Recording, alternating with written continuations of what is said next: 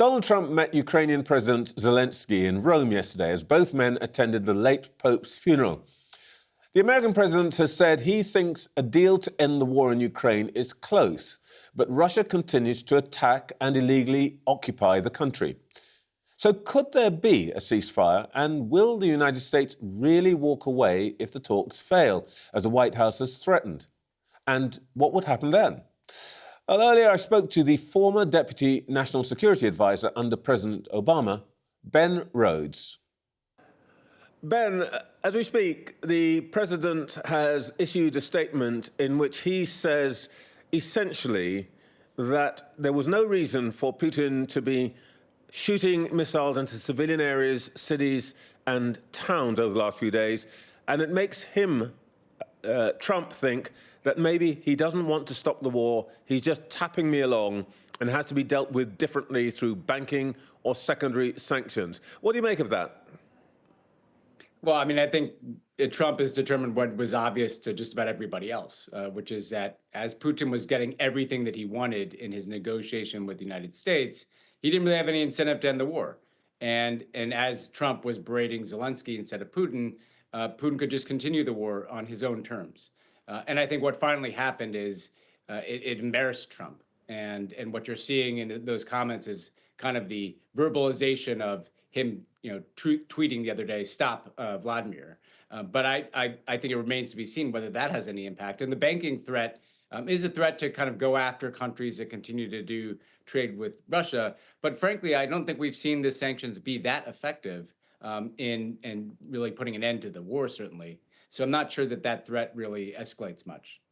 So if you're saying Trump has basically caught up with the rest of the world, do you think it's going to change his behavior, the White House's strategy in any way? Well, thus far, the White House's strategy has basically been to take the Russian positions on things like recognition of territory that they currently occupy, things like no security guarantees or NATO membership for Ukraine, and turn them into U.S. positions, and then blame the Ukrainians for not embracing those positions to end the war. I think this might change the tone a bit, where at least there's some rhetorical pressure in the direction of Russia. I think that the United Kingdom and France and other European countries are going to come in behind that very eagerly to try to demonstrate that, once again, Russia is facing some diplomatic pressure. And look, I think for Putin, it may be that he was testing how much he could do without attracting negative attention from the United States, and he may have overreached with his latest bombardment. But I'm not sure that it fundamentally alters the nature of the negotiations at this point. You still have pretty big gaps between the Ukrainian position and, frankly, the American position as articulated by Trump, which is not that dissimilar from Putin's. What do you think about the Ukrainians themselves? There's an intriguing picture of Trump and Zelenskyy kind of head-to-head in Rome, clearly talking pretty seriously. Do you think or what do you think the dynamic of that meeting will have been? Well, you have to remember that the last time they saw each other, it was an absolute disaster, and Zelensky was essentially thrown out of the White House. And so I think part of the dynamic was just to kind of stabilize a relationship where those two men clearly don't like each other.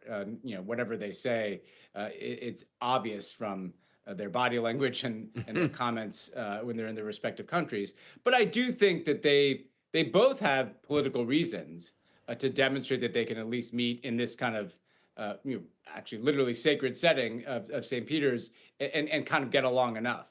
Zelensky, I think, needs to calm his own people, who are understandably very nervous about what happens if the United States just withdraws all support. But even Trump, you have to realize, Trevor, this is an 80-20 issue in the United States for Americans supporting Ukraine. This is an issue not where Trump has kind of tapped into some broad American view that we don't like the Ukrainians. He's out of step with American public opinion. And frankly, this is one issue where some, not many, Republicans in Congress have been willing to dip their toes into opposition to what Trump's doing. So I think actually this will be welcome, Trump doesn't care what people like me think, but even Republicans in Congress, who he does need for some things, will be heartened to see him kind of making this effort to at least have a constructive meeting with Zelenskyy. So it served the interests of both of them to do this. Oh, that's interesting. So how seriously then do you take the language that we heard from both Marco Rubio and Donald Trump earlier on this week, which is a kind of exasperation? If we don't get something to happen in the next few days, we're going to walk away from this. First of all, do you think that was ever possible? And if it were possible, what would walking away really mean? Well, that's the question, right? Because it's not like the United States can force either Russia or Ukraine to stop fighting. And so the only real substantive walking away that could take place is, sure, they could stop this kind of shuttle diplomacy that they've been engaged in. But the true walking away would be cutting off military and even potentially intelligence support to Ukraine, which would obviously be devastating to the Ukrainians. So the only threat of walking away is a threat to the Ukrainians. What do the Russians care if the United States walks away from a diplomatic process in a war in which Russia thinks it has the upper hand, and the United States might be withdrawing support from Ukraine? That's not a threat to Russia. So the only way I can hear that is a threat to the Ukrainians. When it comes down to it, Ben, are we in a situation where, face saving aside, in the end, both the Americans and I guess Europeans reckon that the Ukrainians are going to have to surrender some land? It was interesting to see the mayor of Kyiv, Klitschko, talking about surrendering of land. Are we anywhere near the end game here? Well, what's been so peculiar about these negotiations, Trevor, is that, yes, at the very end game of the conclusion of the war, if there is a diplomatic settlement to it, Russia is almost certainly going to maintain some of the territory it holds, including Crimea. I think what's been strange in watching how the Trump administration has approached this is the questions are, does Ukraine get credible security guarantees in that context, so it knows that it's actually an end to the war, that Russia's not just going to come back from war in 2 years, 3 years, or 5 years? And is Ukraine kind of forced to recognize the legitimacy of annexation of its own territory, which is obviously politically impossible, I think, to a democratically elected leader like Zelenskyy right now, and frankly, just not something that they'd want to do. And frankly, they'd want reparations. They want all kinds of things for what Russia's done as the invader. And so, yes, I think anybody who looks at this would recognize that Ukraine has to sacrifice territory at some point. But why are you front-loading all of those concessions now?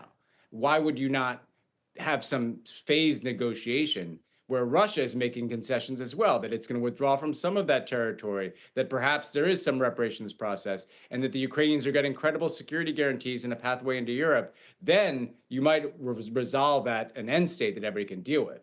And again, I think that's been the flaw, is front-loading all the Russian demands and none of the Ukrainian ones. The other big test for American diplomacy, of course, is the Middle East. These two issues are, in a sense, interlinked because a lot of this is driven by, if you like, Trump diplomacy. And this is, on the face of it, a new way of doing things for the United States. And it's a conventional view that what Trump's done has brought chaos. And I guess the White House would say, no, it's not chaos. It's just that we are, for the first time, keeping our promises, and you're not used to that. It happens that both things, I guess, could, in theory, be true.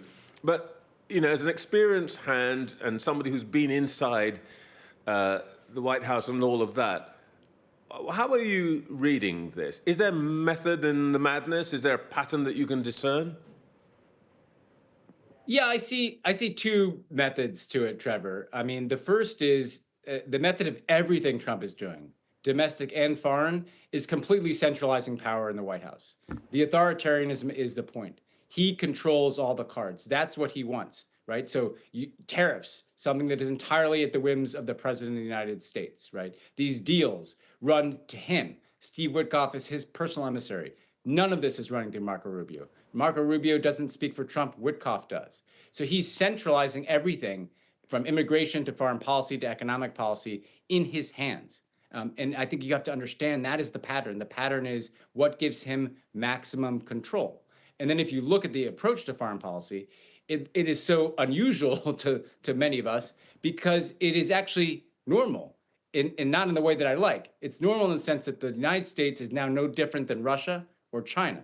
We're a big country with lots of interest, and we pursue an incredibly transactional approach to the world that can be, on its face, very chaotic, contradictory, hypocritical.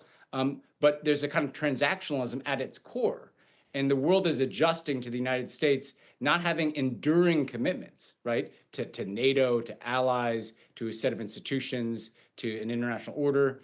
But instead, the United States is just operating as a big power controlled by a strong man that can shift with the winds of that strong man's moods and makes very transactional arrangements. So no more shining city on the hill, as Reagan would have put it.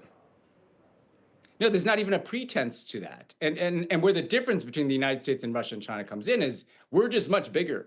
And we have much in terms of our military power, in terms of our reach around the world.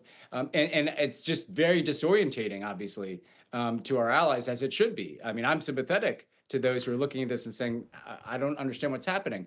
But Trevor, if you talk to people around the world, this is familiar. If you're in the Gulf, right? If you're one of the Gulf Arab states, this is very familiar. This is how business is done. You deal with the strong man. You try to make a transaction. That transaction might only stick for a few months, or maybe, if you're lucky, a couple of years. And you just kind of navigate through that. And I don't think that's the right way of doing business. I think it's chaotic and dangerous when a country as big and powerful as the United States starts acting that way. But I do think that that's their approach to the world. Ben Rhodes, thank you so much for your time today. Thanks, Trevor.